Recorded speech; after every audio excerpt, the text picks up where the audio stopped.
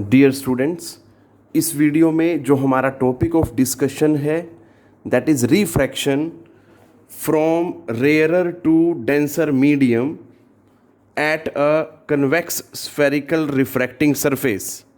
अब इसमें कुछ बातें शुरू से ही हमें पता होनी चाहिए। क्या है वो पॉइंट्स, ज़रा ध्यान से सुने। सबसे पहला कन्वेक्स स्फेरिकल रिफ्रैक्टिंग सरफेस है। इट मीन्स कन्वेक्स वाला जो फेस होगा that will be facing rarer medium. Clear है, वो रेयरर मीडियम की तरफ होगा। नंबर टू, जो रिफ्रैक्शन है from rare to denser medium है। इट मीन्स जो ऑब्जेक्ट है वो रेयरर मीडियम में रखा जाएगा, उससे जो रेज मूव कर रही हैं, एमिट होके जा रही हैं या रिफ्लेक्ट होके जा रही हैं, जैसे भी जा रही हैं, they are moving towards the denser medium. बेटा क्लियर है, रेयरर में ऑब्जेक्ट रखा है, हमने डेंसर में इमेज स्टडी करनी है। ये कुछ बातें ध्यान देनी है बेटा। अब हम स्टार्ट करते हैं, बट इसमें एक चीज़ और मोस्ट इम्पॉर्टेंट जो है थर्ड पॉइंट, वो ये ध्यान देना है बेटा कि देखो ये कन्वेक्स स्फेरिकल रिफ्रैक्टिंग सरफेस है। कन्वेक्स बोलते ही आपके दिमाग में कन्वेक्स लेंस आ जाना चाहिए, ठीक है। अब याद करो, कन्वेक्स लेंस जो है दोनों तरह की इमेजेस बनाता है, रियल इमेज भी बनाता है और वर्चुअल इमेज भी बनाता है। इसी चीज़ को ध्यान रखते हुए आपके भी यहाँ दो केसेस बनेंगे। फर्स्ट केस जो होगा that will B for real image और सेकंड केस जो होगा that will B for virtual image. ठीक है बेटा, बस थोड़ा सा आपने ध्यान देना है कि जब रियल इमेज के लिए आप काम करेंगे तो जो ऑब्जेक्ट है उसको थोड़ा आपने दूर रखना है फ्रॉम द रिफ्रैक्टिंग सरफेस, और जब वर्चुअल इमेज के लिए हम केस करेंगे तो उसमें आपने क्या करना है, ऑब्जेक्ट को पास रखना है to the refracting surface. So start करते हैं फ्रॉम द रियल इमेज। तो देखें बेटा, हमने यहाँ पे क्या किया है, एक कन्वेक्स स्फेरिकल रिफ्रैक्टिंग सरफेस लिया है एक्स वाई। क्लियर है, इसको आप एक्स पी वाई भी बोल सकते हैं या सिंपली एक्स वाई बोल लें, which is facing towards the rarer medium. ठीक है, ये पीछे क्या है इसके, दैट इज़ डेंसर मीडियम। ये हमने ओ जो है पॉइंट ऑब्जेक्ट लिया है on the principal axis, P pole है, C point of centre of curvature है बेटा। ठीक है, अब हमने क्या देखना है, हमें ये बात पता है कि इमेज बनाने के लिए we need at least two rays. Clear है, after refraction we need at least two rays बेटा। ठीक है, तो बिल्कुल यहाँ पे यही चीज़ ध्यान देनी है। फर्स्ट रे जो है ऑब्जेक्ट से स्ट्रेट वे एमिट हुई और पोल से होते हुए स्ट्रेट वे चली गई विदाउट एनी डेविएशन। ठीक है बेटा, क्योंकि हमें पता होता है जो प्रिंसिपल एक्सिस होता है वो itself normal to the spherical surface होता है एट द पोल। क्लियर है, तो और हमें पता है ये एक तरह से नॉर्मल इंसिडेंस हो गया, रे जैसे आई उसी के अलोंग वापिस सीधा जा रही है बेटा वो। ठीक है, क्योंकि ये नॉर्मल इंसिडेंस है, नॉर्मल इंसिडेंस में there is no refraction. Clear है, ये बात ध्यान देनी है बेटा, आपने सभी को पता होता है, हमने यही बात लेंसेज में पढ़ी होती है कि अगर कोई पॉइंट P से जाता है या वहाँ पे ऑप्टिकल सेंटर बोलते हैं उसको, वहाँ से जाता है तो वो स्ट्रेट वे विदाउट डेविएशन निकल जाता है बेटा। तो बिल्कुल यहाँ पे भी ऐसे ही है। अब दूसरी रेज जो है हमने वो एमिट की और सपोज वो इस सरफेस पे A पॉइंट पे जाके हिट कर गई। क्लियर है, ये चीज़ ध्यान देनी है बेटा, ये पॉइंट है A। अब इसकी रिफ्रैक्शन होगी बेटा, बट रिफ्रैक्शन के लिए ध्यान देना है, पहले हमें इस पॉइंट पे नॉर्मल प्लॉट करना है। अब क्योंकि ये सरफेस इस तरह से है, इसका स्फीयर इधर बनेगा, तो स्फीयर का सेंटर कहाँ है, ये रहा। तो यहाँ से हमने क्या करना है बेटा, नॉर्मल प्लॉट करना है। लो जी, ये नॉर्मल हो गया। ऐसा क्यों किया, क्योंकि हमें फिर पाथ ऑफ रे पता लग जाता है, कोर्स ऑफ रे पता लग जाता है। ठीक है, अब ये रेयरर मीडियम था, ये डेंसर मीडियम है। अब रे जो है रेयर से आई, it has to move in denser medium. अब डेंसर मीडियम के में जाने के लिए क्या होगा, हमें पता है whenever ray move from rare to denser medium तो क्या होता है बेटा, that bends towards the normal. अगर मैं मान लूँ कि ये कुछ भी नहीं है, यहाँ पे ये स्फेरिकल रिफ्रैक्टिंग सरफेस नहीं है, तो ये ऐसे जाती, बट क्योंकि यहाँ ये रिफ्रैक्टिंग सरफेस है तो it will be bending towards the normal, और ये यहाँ जाके मिल जाएगी। ठीक है बेटा, तो this is the image point. अब ध्यान देना, ये ऐसे नहीं जाएगी, ये कैसे जाएगी, that will be moving like this. Clear है, रिफ्रैक्टेड रे। अब आपने कुछ बातों का ध्यान रखना है बेटा, हमने एंगल्स दिखाने हैं यहाँ पे। ऑब्जेक्ट के लिए अल्फा है, ये एक तरह से कन्वेंशन मान के चलें। इस तरह से अगर आप याद रख के चलेंगे बाकी टॉपिक भी होते जाएंगे इसी तरह के। ठीक है, ऑब्जेक्ट के लिए अल्फा, इमेज के लिए जो एंगल है दैट इज बीटा, और सेंटर ऑफ कर्वेचर के लिए जो है एंगल गामा। क्लियर। एक हमने यहाँ पे क्या किया, परपेंडिकुलर प्लॉट कर लिया, A M perpendicular to O I. Clear है बेटा, ये बात आपने ध्यान देनी है। अब हम देखते हैं कि आगे कैसे लेके चलना है इस टॉपिक को बेटा। देखो यहाँ पे मैंने अल्फा बीटा गामा सब बना दिया, ना तो मैंने एंगल ऑफ इंसिडेंस बनाया, ना ही मैंने एंगल ऑफ रिफ्रैक्शन बनाया, उसके बिना बात ही नहीं बनेगी। ठीक है बेटा, तो देखो ये इंसिडेंट रे है, ये नॉर्मल है, तो this is angle of incidence, और ये इस मीडियम में नॉर्मल है और ये रिफ्रैक्टेड है, so this is angle of refraction. ये बात आपने ध्यान देनी है। अब हमें टॉपिक को आगे कैसे चलाना है, उसके लिए हमें एक प्रॉपर्टी पता होनी चाहिए। वो क्या है, हमने छोटी क्लासेस में पढ़ी होती है मैथमेटिक्स में, कि जो किसी ट्राइंगल में एक्सटीरियर एंगल होता है that is equal to sum of interior opposite angles. दोबारा रिपीट कर रहा हूँ, किसी ट्राइंगल में एक्सटीरियर एंगल जो होता है that is equal to sum of interior opposite angles. इसी बात को ध्यान रखते हुए आपने क्या करना है, ट्राइंगल्स चूज करनी है।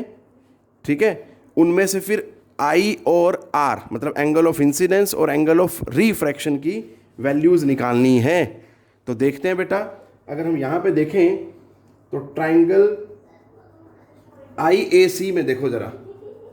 ठीक है बेटा, ट्राइंगल क्या है, आई ए सी। इसमें अगर आप ध्यान से देखें तो ये आर और गामा बीटा सॉरी जो वो है क्या है बेटा, इंटीरियर एंगल, और गामा क्या बन रहा है, दैट इज एक्सटीरियर एंगल। तो देखो in triangle I A C gamma जो है that is R plus beta, but मैंने आपको बोला आपने इन्हीं ट्राइंगल से एंगल ऑफ रिफ्रैक्शन और एंगल ऑफ इंसिडेंस की वैल्यू निकालनी है, so that will become gamma minus beta बेटा। ठीक है, अब दूसरी ट्राइंगल लेते हैं, ट्राइंगल ओ ए सी। जरा ध्यान से देखें, ओ ए सी ये पीछे ऐसे जा रही है, तो आई जो है वो एक्सटीरियर एंगल की तरह काम कर रहा है यहाँ पे, और ये दोनों क्या है, इंटीरियर एंगल। तो यहाँ लिख रहा हूँ मैं इन ट्राइंगल ओ ए सी। ठीक है बेटा, इसमें देखेंगे तो I is equal to alpha plus gamma. इसमें तो पहले से ही सीधा सीधा I की वैल्यू आ रही है। क्लियर, इसको नंबर 2 दे देते हैं। अब हम अप्लाई करते हैं स्नेल्स लॉ। ठीक है बेटा, स्नेल्स लॉ अगर लगाएंगे तो बड़ा आसान है।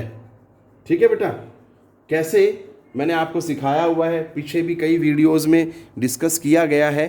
ठीक है, लॉज ऑफ रिफ्रैक्शन वाले वीडियो में इसको स्पेशली डिटेल में समझाया गया कि कैसे पता लगाते हैं। तो एट पॉइंट ए अगर मैं स्नेल्स लॉ लगाता हूं तो क्या होता है, sine I by sine R. अब ये आई है, इसके अपोजिट मीडियम ये रहा, इसका रिफ्रैक्टिव इंडेक्स क्या है, दैट इज म्यू 2, और ये साइन आर इसके अपोजिट मीडियम का रिफ्रैक्टिव इंडेक्स म्यू 1।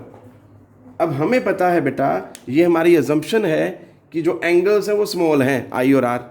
अगर ऐसा है तो हमें पता है साइन आई क्या हो जाएगा आई, और साइन आर क्या हो जाएगा R. So I by R is equal to mu 2 by mu 1। यहाँ से आप क्रॉस मल्टीप्लाई करें, अगर क्रॉस मल्टीप्लाई करते हैं तो क्या होता है बेटा, mu 1 I is equal to mu 2 R. अब इसमें हम वैल्यूज डाल देते हैं। अगर ये वैल्यूज डालेंगे फिर देखते हैं क्या होता है। म्यू 1 आई की वैल्यू क्या बेटा, alpha plus gamma is equal to mu 2, R की वैल्यू क्या है, गामा माइनस बीटा। अब हमें अल्फा और गामा की वैल्यूज लेनी है। जरा ध्यान से समझें, ये परपेंडिकुलर इसीलिए लिया गया था, जो ए एम हमने परपेंडिकुलर ड्रॉ किया था ओ आई पे। तो बेटा आप देखो अल्फा के लिए ये ट्राइंगल देखेंगे, दिस वन, ये वाली इस तरह से, ठीक है बेटा, ये ट्राइंगल जो बन रही है, ठीक है। अब इस ट्राइंगल में देखेंगे अगर हम, तो ये अल्फ़ा है, अल्फ़ा के सामने परपेंडिकुलर, ये बेस और ये हाइपोटेन्यूज। तो अब हमें यहाँ पे टेंजेंट निकालना है, टेंजेंट ऑफ अल्फ़ा। सभी में ऐसा करना है, ठीक है, ऐसा नहीं है कि सिर्फ यहीं पे करना है, सभी में आपको ऐसे करना है, टेंजेंट अल्फ़ा, ऐसे फिर यहाँ पे टेंजेंट गामा, ऐसे ही टेंजेंट गामा और यहाँ पे फिर टेंजेंट बीटा बेटा। क्लियर? देखो, सो म्यू वन अल्फ़ा क्या बनेगा, A M perpendicular to M O plus gamma क्या बनेगा, गामा इस ट्राइंगल में, ठीक है बेटा, ए एम परपेंडिकुलर और बेस क्या बेटा, M C is equal to mu two, gamma फिर यहाँ पे दोबारा आ गया A M by M C minus beta, beta क्या है, ये रहा देखो इस ट्राइंगल में A M divided by M I. लो जी, अब अगर आप गौर से देखें, ए एम यहाँ भी है, यहाँ भी है, यहाँ भी है, यहाँ भी है, तो इधर से भी कॉमन आ जाएगा, इधर से भी कॉमन आ जाएगा और वो कैंसिल हो जाएगा बेटा, ठीक है। अब एक बात और ध्यान देनी है, as M is very close to point P, ठीक है, क्योंकि हमें सारे डिस्टेंसेस तो पी पॉइंट से मेजर करने होते हैं ना। सो हम क्या करेंगे, एम को रिप्लेस कर देंगे बाई पी, एम को रिप्लेस कर देंगे बाई पी, तो क्या आ जाएगा, ए एम को कैंसिल करना है और एम को पी से रिप्लेस करना है। ये दोनों स्टेप इकट्ठे अगर लगाते हैं तो क्या होता है बेटा, mu one 1 by P O plus 1 by P C is equal to mu two 1 by P C minus 1 by P I. Clear है बेटा? अब आप मल्टीप्लाई करें और फिर देखते हैं आगे क्या होता है। नेक्स्ट स्टेप क्या है, आगे मल्टीप्लाई और फिर देखते हैं। तो बेटा जब मल्टीप्लाई करते हैं तो क्या आता है हमारे पास, mu one by P O plus mu one by P C is equal to mu two by P C minus mu two by P I बेटा, ठीक है। अब हमें ये भी पी सी और ये भी पी सी है बेटा, दोनों को एक साइड ले जाना है और इसको उठा के इधर ले आओ। So mu one by P O plus mu two by P I is equal to mu two by P C minus mu one by P C, ठीक है बेटा। दोनों में से पी सी क्या हो जाएगा, कॉमन आ जाएगा। और फिर क्या होता है देखते हैं जरा, इसमें अब वैल्यूज़ डालनी है बेटा हमें, ठीक है। पी ओ, पी से ओ क्या है, ऑब्जेक्ट, और हमें पता होता है ऑब्जेक्ट का डिस्टेंस हम क्या मानते होते हैं, दैट इज यू, और वो लेफ्ट में है तो इसलिए क्या होगा, minus you plus mu two upon P I, P से आई ये इमेज डिस्टेंस होता है बेटा, और इमेज डिस्टेंस को हम वी से लिखते हैं। सो ये हो जाएगा वी, क्योंकि ये राइट साइड में है तो that will be taken as positive. अब बात करते हैं आगे, mu two minus mu one by P C, P C, P से सी का डिस्टेंस वो भी अगेन क्या है, राइट साइड में है, और पी सी क्या होता है, रेडियस ऑफ कर्वेचर है, तो इसकी वैल्यू क्या आएगी, पॉजिटिव। क्लियर है बेटा? So this is the relation which governs refraction from rare to denser medium through the convex spherical refracting surface। और उसमें भी कौन सा केस है, ये रियल इमेज वाला केस है बेटा, ध्यान से देखना इसे, ये रिजल्ट आपको याद होना चाहिए और इसमें ये भी पता होना चाहिए इसमें हम कहाँ से कहाँ जा रहे हैं, कब आया ये result, rare to denser medium की तरफ बेटा, ठीक है। Minus mu one by U plus mu two by V is equal to mu two minus mu one by R. Clear है? So that's it which I wanted to cover in this video बेटा। ध्यान से आपको diagram की practice करनी है, और दूसरी जो बात आपने ध्यान रखनी है वो ये कि आपको ट्राइंगल्स आइडेंटिफाई करने आने चाहिए, ताकि आप एग्जैक्टली वो प्रॉपर्टी लगा सकें जो मैंने इसी वीडियो में बताई है। क्या है वो property? The exterior angle is equal to sum of interior opposite angles. कौन किसकी प्रॉपर्टी है? That is of triangle. Triangle में ध्यान देना है हमेशा, ये हमने मैथ्स में पढ़ा होता है। चलो टेक केयर बेटा, पढ़ते रहें।